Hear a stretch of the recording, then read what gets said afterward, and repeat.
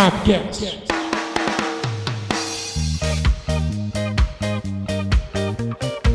Um, dois, três, está começando mais um Sabcast para vocês, no seu player de música, no meu player de música, no de todo mundo que está nos ouvindo. Muito obrigado pela sua audiência. Eu sou o André Zanetti e 99% não é 100%. Fala pessoal, eu sou Leonardo Tavares e mais dia, menos dia, só uma certeza, né? O mundo sem futebol fica cada vez mais triste. Eu sou o irmão do que acabou de falar, Eduardo Tavares na área, e eu tenho uma notícia de utilidade pública. O governo estuda liberar eventos que não causam muitas aglomerações, como, por exemplo, os Jogos do Santos. Eu sou Alexandre Geuchac e essa é a segunda vez que eu tô gravando essa abertura, porque na primeira o pessoal não botou pra gravar. Segue lá, André Zanetti! Isso aí, meus amigos, estamos aqui em mais um Sabcast, certo? E assim como os canais de TV, programas de rádio, canais do YouTube, a questão do tema, a questão da pauta do programa é muito difícil. E falando em canal no YouTube, né?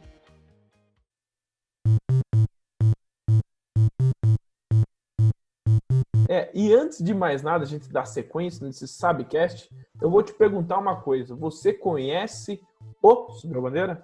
Um baita canal de futebol no nosso glorioso YouTube, Facebook, Instagram e aqui nesse seu canal de áudio, Spotify, Deezer e todas as plataformas possíveis, né? E hoje o Subiu a Bandeira Retrô traz uma ótima pedida, que eu escutei esses dias aí, o pessoal tá falando desse cara, então a gente tem um vídeo bem antigo, um dos primeiros do nosso canal, junto com a colaboração da Z13, sobre um russo que fechava o gol da extinta União Soviética, lá no século passado. É sim, o Vida de Bola do Lev Yashin.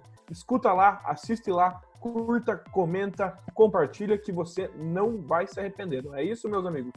Aí tem indicação, Aranha Negra, cara, um dos maiores goleiros da história. Enfim, esses dias aí até recebi para montar o time com a letra do seu nome. Eu fiquei em dúvida se o goleiro eu colocava o Lev Yashin ou o Leão. Eu podia colocar a Aranha Negra, né, no meu time. Todo aí, Lion? Qual que você colocou? O Lion? Coloquei o Leão porque eu sou clubista. Ah, Viu? rapaz, vocês são clubistas, não me diga. Mas, homem, viu? Mas falando... é que se for pra falar do futebol e não ser clubista, daí nem participe da conversa, né? Viu, voltando pro Lev Yashin, que nós já estamos indo pro Palmeiras de novo, e tá louco, a gente só fala do Palmeiras. É o seguinte, quando eu digo a gente tava fazendo o canal, tava começando o canal, porque esses queridos amigos estavam participando da criação do canal, mesmo quando eu tava sozinho. Então, quando a gente tava começando o canal, eu queria muito fazer um vídeo sobre o Lev Yashin, porque tem pouco material, principalmente em português, e se tem material não é tão didático, ou é só lance, ou coisa assim. Eu queria saber a história dele, então é um vídeo que correspondeu com as expectativas criadas e com os objetivos, né, traçados.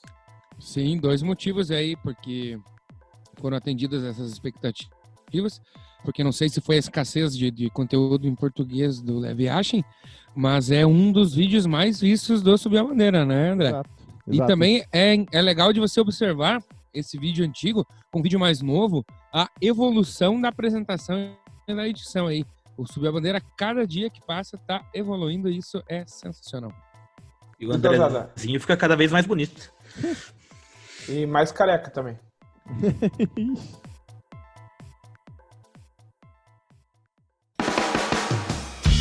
Rapaziada, como eu falei, essa questão de temas é muito difícil porque você falar de futebol, principalmente pro Sabcast, é você falar do atual momento, é o que está acontecendo, o que está movimentando, né, as telas, que está movimentando os noticiários sobre futebol. E no momento, certo, quando tem essa pandemia, não tem futebol, ou seja, é difícil não de tá você acontecendo, né? Exatamente, tipo, é difícil você encontrar um tema para você falar do futebol atual, a não ser as reprises que estão passando na televisão, né? Que já foi o assunto do nosso último Sabcast, né? As reprises aí que vêm cada vez mais entrando nas discussões. Mas a falta do futebol, até como o Leonardo citou na frase dele de início lá, é muito triste, né? A gente vê até não tem mais roda de amigos para conversar, para discutir, uma cerveja para beber. E isso o futebol sempre trouxe, né? Mas nós aqui do Subiu a Bandeira, a gente não deixa você na mão. Mesmo fazendo um Sabcast desempautado, digamos assim, não tem pauta, a gente vai falar de futebol. A gente tá aqui para falar de futebol. A minha rotina, acredito que é de vocês três também e de todos que estão escutando a gente, é quando você chega no seu computador, no seu celular pela manhã, alguma coisa, a primeira coisa que você faz, o que é? Entrar em site de esporte, de notícias de esporte. E você entra lá e roda, e não acha uma notícia interessante. E nada. E é exatamente né, sobre isso que eu queria falar, Eduardo. Hoje mesmo eu estava vendo uma enquete que o Globo Esporte fez, né, que é uma coisa que eles estão apostando também é em quiz para testar o conhecimento dos fãs de futebol e enquetes aí para o pessoal votar. E foi votado aí a melhor defesa da história da seleção brasileira, não sei se vocês viram, e eu não concordei com o resultado. Eu também não. Foi votada a defesa do Jefferson, uma cabeçada do Benzema, né, contra a França, da pequena área ali. Mas em um amistoso, e esqueceram da defesa do Marcos contra a Alemanha, que estava 0-0 o jogo, o Marcos fez aquela defesaça, e daí já logo na sequência o Ronaldo fez 1-0. Na verdade, final de Copa do Mundo, gente. Na verdade, assim, ó, isso só continua provando, principalmente aí que você viu na semana passada, que o brasileiro não sabe votar, né? Nem um pouco. Mas, cara, eu acho que o primeiro critério para escolher a melhor defesa da seleção brasileira tinha que ser de algum goleiro campeão do mundo pela seleção, né? Sei lá. Jefferson. Enfim. Ali talvez acabou saindo como a defesa mais bonita, quem sabe para alguns, né? E não a mais importante. Mas a gente tem que analisar também qual que é o público que está votando essas enquetes, entendeu? São pessoas... Com que idade que tem essas pessoas? Às vezes são pessoas que não acompanharam esses goleiros mais, entre aspas, antigos e não sabem as histórias exatamente dessas defesas, eles vão pela plástica, principalmente. Então acabam votando, às vezes, num goleiro que tem ouvido falar, que conhece, pelo menos, que joga num grande time, jogou, né? Foi ídolo no baita Botafogo. Então, às vezes, é por causa disso que ganhou a enquete, né?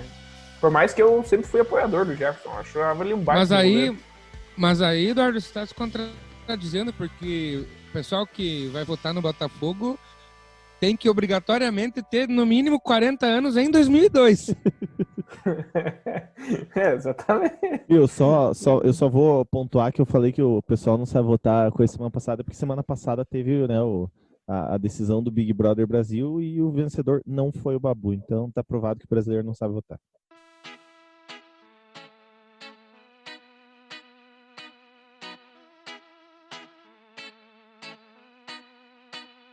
Na verdade, assim, ó, a gente tá vendo muitas notícias, e eu não sei se com vocês é assim, mas pra mim, se sai uma notícia nova, alguma coisa que, tipo, até do próprio holandesão que saiu agora, eu vou, tipo, nossa, eu leio toda a matéria, eu fico admirando, porque, nossa, saiu uma notícia de futebol, tanto no campeonato holandês quanto no campeonato argentino, a federação falou que não teremos mais jogos da temporada 2019-2020, né? O holandês, no caso, finalizou com uma rodada de antecedência. Então, o holandês, o Ajax, né, se credenciou, foi titulado como o campeão. Lembrando que o AZ Alkmaar tinha chance. Por quê? Porque tinha mais um jogo, né? Ele jogaria fora de casa também como o Ajax, mas estavam os dois com 56 pontos. O André Zanetti Alkmaar. André Zanetti Alkmaar. Então, assim, tanto E daí, assim, claro, o argentino teve aquela questão lá de que vai ficar, se eu não tô enganado, 3 anos sem rebaixamento, se eu não me engano. Então, no caso, ó, deixa eu só confirmar para vocês. O campeonato argentino foi cancelado, né? Não tem, então eles estão definindo a questão das vagas da Libertadores, vai ficar uma em aberto por causa da Copa da Argentina. E não, né, o torneio ficará 2 anos sem rebaixamento. O que vocês acham? Porque, assim... Vale lembrar que o Boca já tinha sido campeão com antecedência. Sim, já tinha sido. O argentino então, já estava definido. Encerrou, né? com o Boca campeão, isso, já definido. E aí suspenderam todo o resto da temporada. Copa da Argentina, Supercopa da Argentina, nenhum desses campeonatos vai ter. Mas desculpa, só complementei. Você perguntou sim. O que a gente acha Não, é que assim, dessas questões de não rebaixamento, enfim. É que na verdade assim, ó, por exemplo, foi falado, né, pelo menos o Diário Clarim falou que possivelmente a Copa da Argentina seja retomada, tá? Por quê? Porque vai ficar como diz assim, vai ficar uma vaga em aberto, então eles vão tentar jogar a Copa da Argentina.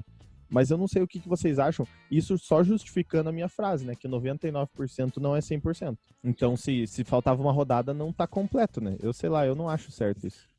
São os primeiros indícios de que o mundo do futebol tá precisando se movimentar, né? Mas a gente não sabe até que ponto é certo, por exemplo, impedir os rebaixamentos, bloquear os rebaixamentos por um determinado tempo, né? Cada um vai fazendo a sua condição.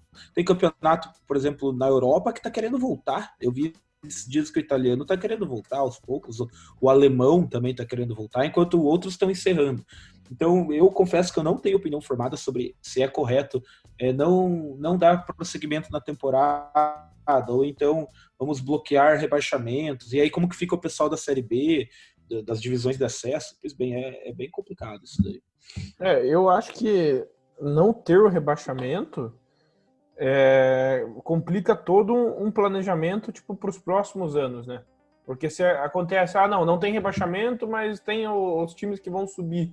Daí depois, no outro ano lá, vai ter que rebaixar 4, 2, sei lá. Então vira uma confusão que eu acho que o regulamento do campeonato não deveria ser alterado. Porque a paralisação ela prejudica todo mundo, entendeu? Desde os mais ricos aos mais pobres no mundo do futebol. Eduardo, só para complementar para você falou do rebaixamento no campeonato argentino, tá? Ele vai ficar com 28 clubes, tá? Então vão subir 2 em 2021 e vão subir mais 2 em 2020, né? E 2 em 2021. Aí o campeonato de 2022 daí vão ter 28 equipes, daí vai ter rebaixamento. Provavelmente, em vez de cair 2, vai cair 3, vai sabe? Cair 4 ou 4, né? Eu acho que 3, que daí em 2 anos eles ajustam, né? Daí cai ou 2 ou 4 anos, eles conseguem ajustar tudo, né? Minha opinião sobre esse assunto é a seguinte, pessoal. É um assunto delicadíssimo, né? A gente tá vivendo um momento seríssimo em quesito de mundo. E a Argentina é um dos países que tá mais preocupado com essa situação do coronavírus. Então, foi o primeiro país do Mercosul a fechar todas as fronteiras. Então, as medidas tomadas lá na Argentina, elas estão sendo muito drásticas. E pelo menos até agora, até o momento da gravação, a gente está vendo que está funcionando. Porque o número de mortes lá é insignificante perto do que está acontecendo no resto do mundo. Obviamente vai afetar nos seus campeonatos, né? Diferente do Brasil, que tomou medidas um pouco mais flexíveis e aí não se tem uma definição ainda do que que vai acontecer com o restante da temporada. Mas uma coisa é certa, pessoal, seja qual for a decisão em determinado campeonato, ela vai afetar e muito alguém. Por exemplo, na Inglaterra, se for cancelado, o Liverpool vai ser muito prejudicado. Quem estava quase subindo vai ser muito prejudicado na Série B, da Championship. Quem estava descendo vai ser beneficiado. Se for mantido, paralisado no momento atual, e o Liverpool for considerado campeão, quem estava caindo e tinha chance de ficar na Série A vai ser prejudicado. Então, é um momento delicadíssimo e é difícil encontrar uma solução que não prejudique alguém. E é por isso que tem que ter cautela nas medidas, né? Tipo, como ninguém sabe ainda quanto tempo isso vai demorar, a gente falou isso no primeiro Sabcast, né? Ninguém ainda tem noção de como vai ser o amanhã. Então eu acho que tem que ter um pouco de cautela, mas assim, cancelar de vez, por isso que eu não sei se concordo. Na verdade, galera, assim, ó, que nem o Ali começou a citar a questão do futebol europeu, nesses campeonatos que ainda não tiveram definição, ó, uma coisa assim, ó, o governo britânico quer voltar com o futebol assim que possível. O ministro da Saúde da Espanha falou que vai voltar e ele diz que não espera ver futebol antes do verão, tá? Então ele também tá com olhares para voltar em si. O campeonato alemão tá se preparando para voltar, ou seja, esses campeonatos, entre aspas, maiores, eles estão querendo voltar mesmo para retomar. Até porque, se você for ver para eles, falta pouco. Eles vão lá jogar uma meia dúzia de jogos e acabou, entendeu? Agora pensando, por exemplo... O inglês Faltam 9 rodadas. Pois é, 9 rodadas. Então, tipo, pensando pelo lado brasileiro, assim, o brasileiro ainda tem todo o campeonato nacional para fazer. Não, Toda a Copa e do o Brasil, brasileiro toda a tem uma Libertadores. outra situação, Zanetti. O brasileiro, se ele, digamos que volta daqui 2 meses, por exemplo, vamos chutar aí, ele vai voltar em uma época de inverno aqui no Brasil. Sim. E a pandemia, né, o Covid aí no frio, ele tende a se proliferar mais. Então é outro assunto que quando chegar lá vão ter que analisar se será bom ou não voltar, né? Cada situação tem que ser... Depende do lugar, depende do momento que está o campeonato, depende do clima, depende das férias, tem questão trabalhista envolvida, tem questão de patrocínio. Cara, é muito complexo, assim, para você saber, tem que cancelar, não tem que cancelar, entendeu? Tem que esperar para ver. Por isso eu volto a bater na tecla de que é uma situação seríssima e ela vai afetar todos os setores. Vai afetar e vai ser uma coisa que o André Zanetti falou lá no primeiro Sabcast, que a gente daqui 40 anos vai estar lá para os netos falando época do coronavírus, eu tava lá, eu vi, foi uma coisa seríssima. Eu tava lá, eu vi e deixei de jogar muita pelada, né? Tomara que nossas peladas voltem quanto antes também, porque, por favor, por mais ruim que a gente seja, mas que saudade que dá, né? De dar uma canelada e chutar uma bola na trave e tal. Entregar um gol, né? Porra, tá louco, pesado. Mas convenhamos que esse tipo de notícia é bom de ver. É alguma coisa que tá... Tipo, você fica lá, parou o campeonato, uma coisa que tá no futebol. Agora tem notícia que eu entrei aí, tipo, cara, que não tem mesmo mais. Tá tipo nós aqui. 3 anos do soco do Felipe Melo na cara do Uruguai. Porra, que bosta de notícia é essa, meu querido? Tipo, isso não me apetece, entendeu? Teve outra lá, nós que somos palmeirenses, né? 28 anos do início da parceria com a Parmalat. Cara, tipo, 28 anos não é uma data marcante, entendeu? A gente tava falando de data e dados e não sei quanto tempo e não sei o quê, e isso tudo é muito curioso, né? Leonardo Tavares. Ô, palestrinha! Então, meus amigos e queridos ouvintes, vocês sabiam que o Botafogo Futebol Clube Regatas foi o time que mais vezes cedeu jogadores para a seleção brasileira para disputar Copas do Mundo. Foram 48 vezes, sendo 38 jogadores diferentes. Logo atrás veio o São Paulo com 46 vezes e os mesmos 38 e também 38 jogadores diferentes. Falando um pouquinho do glorioso Botafogo, de Nilton Santos, Garrincha, Didi, Zagallo, Jairzinho. Uma curiosidade que na Copa de 1934, o Botafogo bateu o recorde histórico de convocados. 9 jogadores do Botafogo, inclusive os 2 goleiros, Germano e Roberto Gomes Pedrosa. Na época só se convocavam 2, então o titular e o reserva. E, enfim, destaques são para o Garrincha, que ganhou 2 Copas do Mundo, 2 vezes convocado. Nilton Santos, que foi para 4 Copas do Mundo, de 50 a 62, ganhou 2. Jairzinho, o furacão da Copa, o 7 do Tri, foi para 3 Copas, de 66 a 74, ganhou uma também. E na Copa de 1994 foi a primeira vez que o Botafogo não teve um jogador convocado. Hoje já totalizam 5 Copas, igual o São Paulo. Uma ausência sentida pelos botafoguenses é Heleno de Freitas, um dos maiores atacantes da história do Botafogo, e não foi porque o auge dele foi nos anos 40, justamente quando não teve Copa por causa da Segunda Guerra Mundial. Mesmo ele podia ter sido convocado para Copa de 50, ele era muito indisciplinado, saiu na mão com o técnico do Vasco, quando ele já estava no Vasco. Enfim, acabou não indo. E é isso, meus amigos. Essa é a curiosidade de hoje. O Botafogo e sua relação com a seleção brasileira. Estou aplaudindo eu estou segurando o microfone com os pés porque eu estou aplaudindo com as mãos. Será que não são esses mundiais aí que o Botafogo está querendo contar? Por causa desses jogadores? Descubra. Mas vale lembrar que a história do Botafogo ela é muito grande, ao que dizem, né? Por causa desses jogadores, né? Porque a história é recente, é difícil você ver jogador do Botafogo na seleção. Mas olha como antigamente muitos jogadores do Botafogo eram chamados e eram considerados até os melhores, né?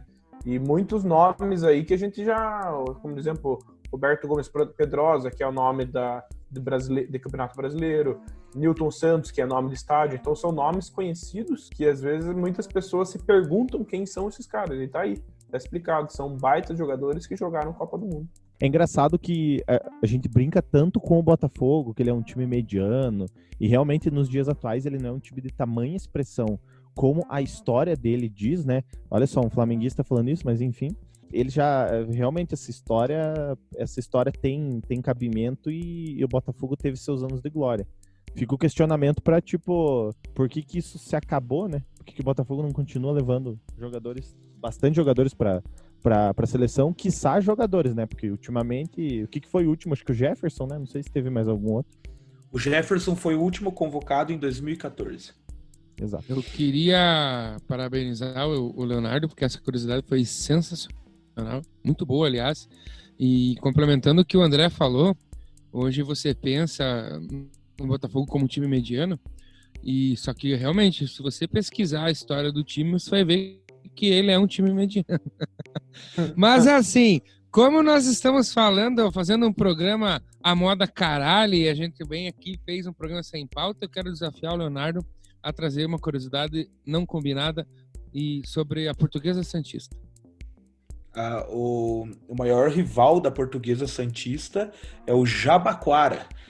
Dizem que é o Santos, mas o Jabaquara é o que em tamanho mais briga com a Portuguesa Santista. Em 2014, se eu não me engano, teve um campeonato só de portuguesas. Portuguesa Santista, Portuguesa Londrinense, a Portuguesa de São Paulo, né? E a Portuguesa Carioca. E a Portuguesa Santista, salvo engano, chegou na final, mas foi derrotada pela Portuguesa Carioca.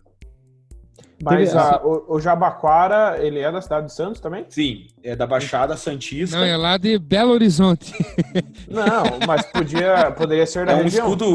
É um time vermelho e amarelo, o escudo são 3 bolinhas, assim, é bem então, curioso. O maior clássico do litoral paulista é Jabaquara e Portuguesa Santista. Exatamente.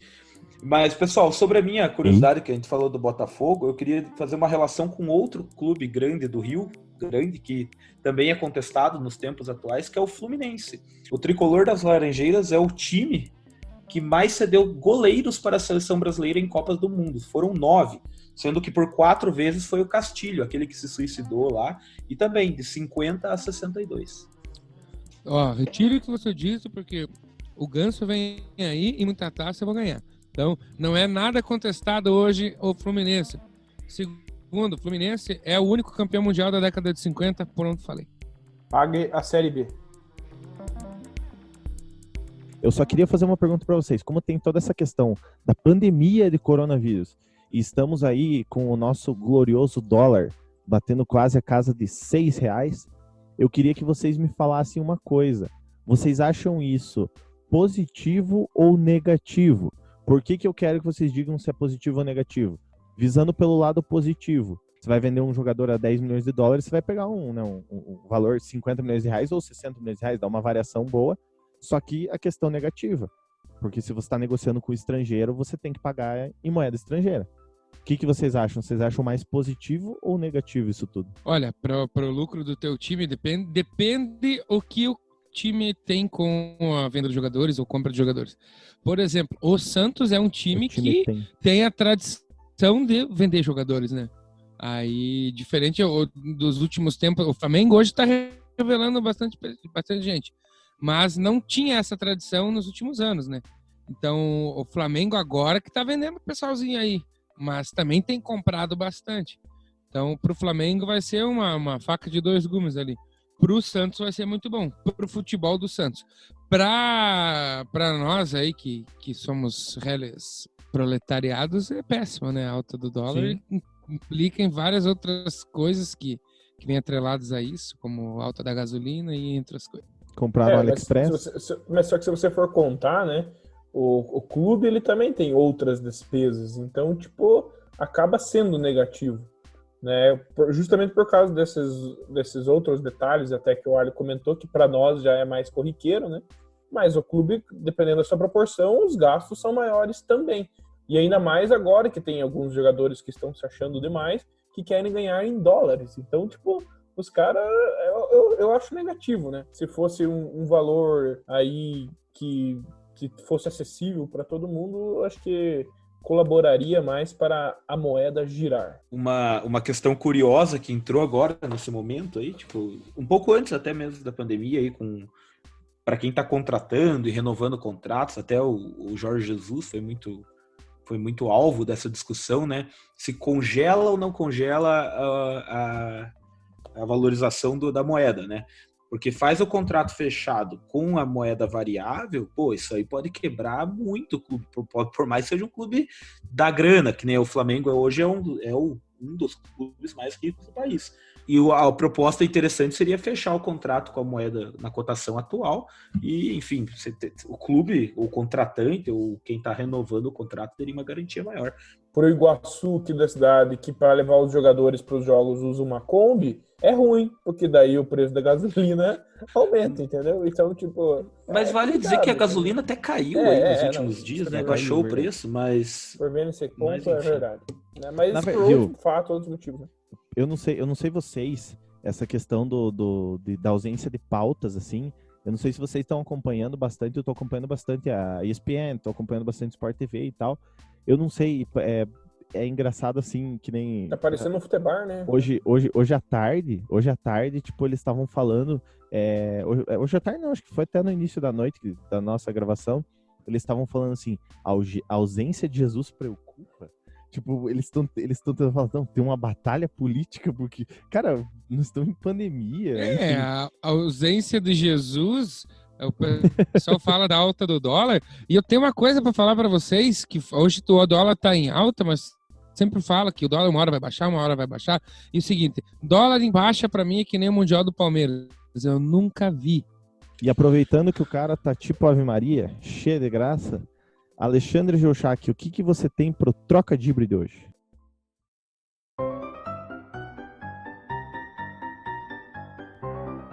Olha, eu essa semana fiz aí um apanhado de coisas que as coisas vêm brotando na minha cabeça, né? Essas besteiras aí, eu comecei a anotar agora. Aí eu tenho uma penca de coisas aí, eu vou fazer 2 hoje para vocês. Pode ser? Já que nós falamos do Fluminense, no trocadilho da semana passada que o Tavares fez, ele falou, e eu tenho 2 aí do Fluminense muito boas. A primeira, o que o Fluminense faz para escapar da Série B? Mas ele nunca jogou a Série B. Como que ele vai escapar da Série B? Ele já jogou sim. Ah, não, já jogou assim, né?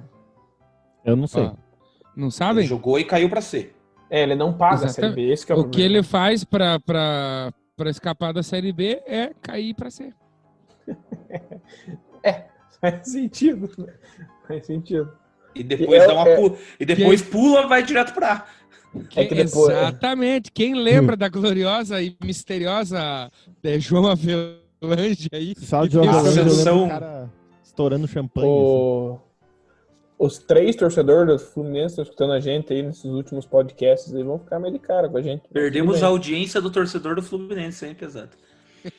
Eles falaram tão bem dos goleiros e agora cagaram. Eu tenho mais uma do Fluminense. E, na verdade, eu ia fazer outra, só que como ele falou do Fluminense, eu achei que seria interessante. Então, qual que é a diferença do Fluminense e do salário mínimo? Ué, o cara só tá falando do Fluminense hoje. Que o salário mínimo cai e o Fluminense não? Olha, é uma ótima, mas não é isso aí. Eduardinho. Então, assim, ó, galera, a diferença entre o Fluminense e o salário mínimo é que o salário mínimo você ganha e não compra nada. E o Fluminense você compra e não ganha bosta nenhuma.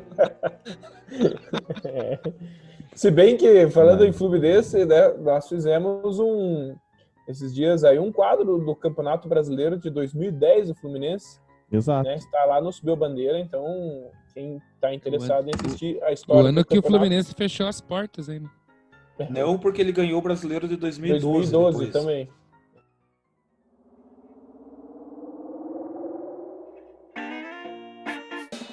Espetacular esse podcast, meus amigos. Estamos voltando. Estamos flutuando aí. Espetacularmente estamos nesse podcast sem roteiro. Eu fico pensando que a gente tá fazendo esse podcast e a gente não sabe o que vai ser da semana que vem. Eu fico Mas, pensando a pessoa que está acompanhando a gente até agora. Nós Muito temos que obrigado, dar- né? Muito obrigado, bater palma E pra outra você. coisa, se essa pessoa está nos acompanhando e gosta desse nosso projeto, na descrição do podcast tem o link do Padrim, que o Padrim é tipo você ser um sócio torcedor do seu time, mas você é do nosso canal, para o nosso trabalho continuar, a gente manter uma qualidade bacana, né? E sempre benefícios pro canal, para a gente sempre melhorar a qualidade, melhorar a estrutura, tudo. Então tem planos a partir de R$1, você pode se tornar sócio torcedor e você ajuda a gente a continuar esse projeto que você tanto ama, que eu tenho certeza que você ama. Nós tivemos uma notícia que a FIFA está estudando, né, implementar 5 substituições, tá? Mas não são 5 substituições na maneira que são as 3 de hoje. Ou seja, Convencional. exatamente, no intervalo vai dar para fazer 2, além das 3 que pode se fazer no tempo regulamentar, no momento que o jogo tá rolando. Vocês acham que isso, tipo, é em benefício em benefício não, né? Mas é em decorrência dessa questão dos jogadores estarem parados e tal, para não judiar Então, deles? isso seria temporário, então, no caso. Então, eu acho que com certeza é um reflexo da pandemia. Por 2 motivos, já vou dizer. Mas, respondendo o Eduardo, eu acho que é uma mudança que seria definitiva. Não seria temporário. Os caras não vão mudar só agora e depois, enfim. Por que eu acho? Acho que tem a ver tudo com preparo, condicionamento físico, falta de ritmo dos jogadores. Então, quando o futebol retornar, eles pensam assim, a gente vai poder dar uma rotatividade maior aí para os jogadores, enfim. A outra questão, eu acho que também tem um pouquinho de interesse de empresário aí também. Porque se você muda para 5, né, tipo, tem jogador que nasceu para ficar no banco. Se você tem 5 substituições, tem jogador empresariado aí que vai dar a carinha a mais, sabe, nos jogos. Isso vai interferir mais mesmo. Mas eu acho que, assim, até a gente já discutiu em outro Subcast, até naquele Subcast das regras lá que queriam interferir ou não, né? A FIFA queria mudar ou não. Se fosse, né, em caso de prorrogação, que hoje já tem uma substituição a mais, caso de goleiro, eu acho que eu entenderia. Mas no intervalo do jogo, eu acho que é desnecessário, entendeu? Tipo, Então, só para passar as informações corretas para vocês e para quem está nos ouvindo, é o seguinte, tá? A FIFA vai propor, tá? E a IFAB, que é a Federação dos Atletas, né, dos jogadores, a IFAB tem que aprovar, tá? Então ela vai ter que aprovar essa mudança. E o que vai acontecer? São 5 substituições em no máximo 3 paradas. Então, para também não ficar 5 paradas e daí beneficiar o time que está querendo parar jogo, né? Fazer aquela gloriosa cera. Outra coisa, é uma medida temporária. Então vai ser. Legal. Vai ser apenas. temporário pode ser. Exatamente. Daí essa questão de quanto tempo e tal, depois que a IFAB aprovar, vai ser discutido. Outra coisa é o seguinte: a partir do momento que a IFAB aprovar, cabe aos campeonatos adotarem ou não. Então, tipo, o Brasileirão pode falar, não, 3 alterações, vamos seguir assim. Tá? Muito legal saber que é temporário, porque daí não vira competição de base, né? Competição de base que tem. E será que pode, assim, não quero 5, quero 4 só. Será que pode? Claro que pode. Acho que Assim como pode. em vez de 3, você pode fazer 2. Não, eu sei, né? Tô falando o campeonato determinar, entendeu? Tipo, a FIFA- não, acho que não. Ou é 3 ou é 5, eu acho. Sabe? Ah, tá. Eu acho que ou é 3 ou 5. Como No máximo o 3 Leonardo paradas. falou que pode virar um campeonato de base, porque se você parar para pensar, na verdade, tem todo sentido isso que ele tá falando, porque pode parecer que não, mas a mudança de apenas um jogador pode interferir em toda a maneira do time jogar, né? Então, são 3 substituições hoje no futebol profissional. Dependendo de como o treinador vai fazer essas substituições, o time dele pode evoluir muito durante a partida ou pode perder muito, né? A prova de que uma substituição apenas pode interferir bastante foi no confronto da Champions League, das oitavas, entre Atlético de Madrid e Liverpool, que trocou goleiro e em 2 lances o goleiro do Liverpool, que estava no lugar do Alisson, entregou o jogo. Exato. E assim, já que nós estamos hoje mesclando o primeiro assunto, que era a pandemia, o segundo, que era regras, enfim, a gente tá fazendo um Deus dará aí. Se fosse pensar em uma mudança de substituição definitiva, eu acho que daí vai nessa linha que o Ale falou. Eu acho que deveria ser... Poderia até aumentar uma substituição em caso de prorrogação, né? Que inclusive está sendo até testada para entrar na prorrogação mais uma alteração. Tem alguns campeonatos que já estão testando mesmo essa questão.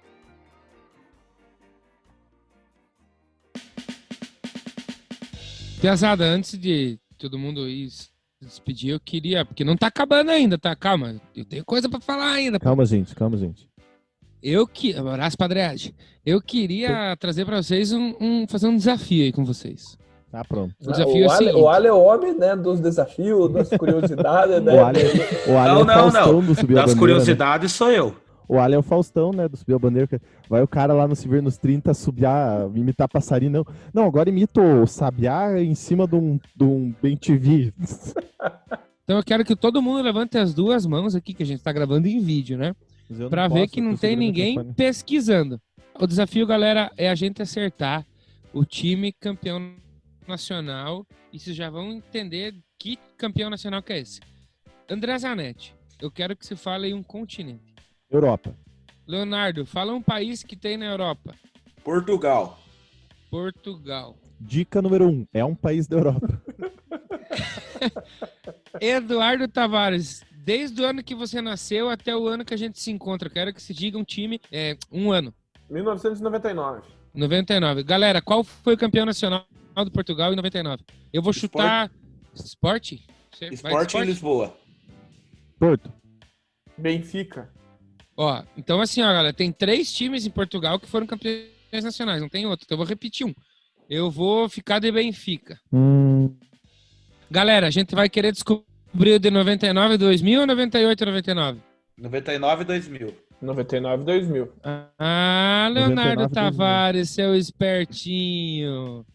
Foi o Sporting, galera. Por isso que você falou sabia, 99 né? e 2000. Mas em curiosidade, né? 98 e 99, quem foi? Não, mas eu juro que eu chutei Sport. Aham. Chutei porque é verde e branco. Juro. 98 e 99. 98 e 99 foi o Porto, daí ganharia o Zanetti. Eu falei 98, muito bem. 99. Parabéns, vocês acabam de ganhar um parabéns. Quero desejar uma boa sorte para vocês na final e vou resumir com 2 palavras. Parabéns!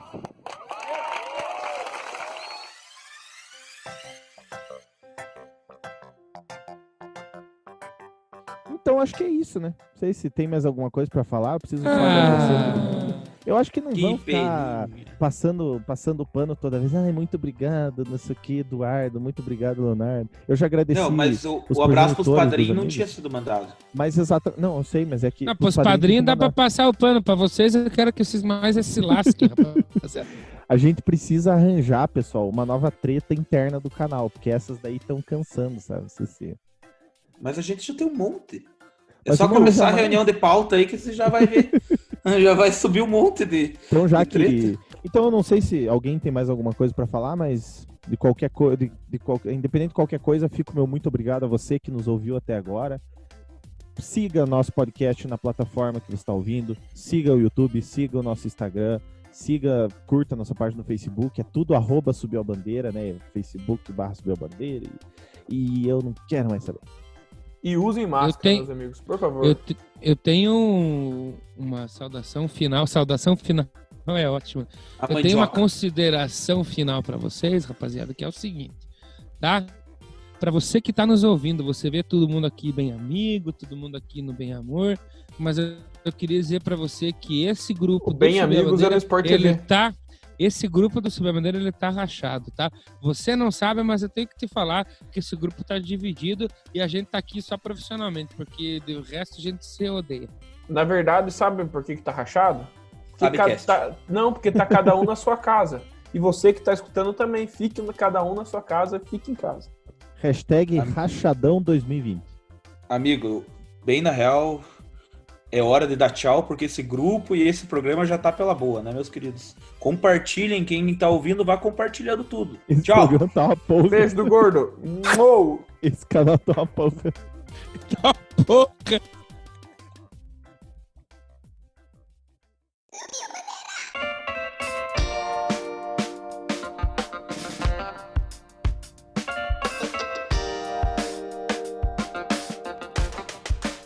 E esse podcast é um oferecimento de Sal Agosto e Quitutes Aquino.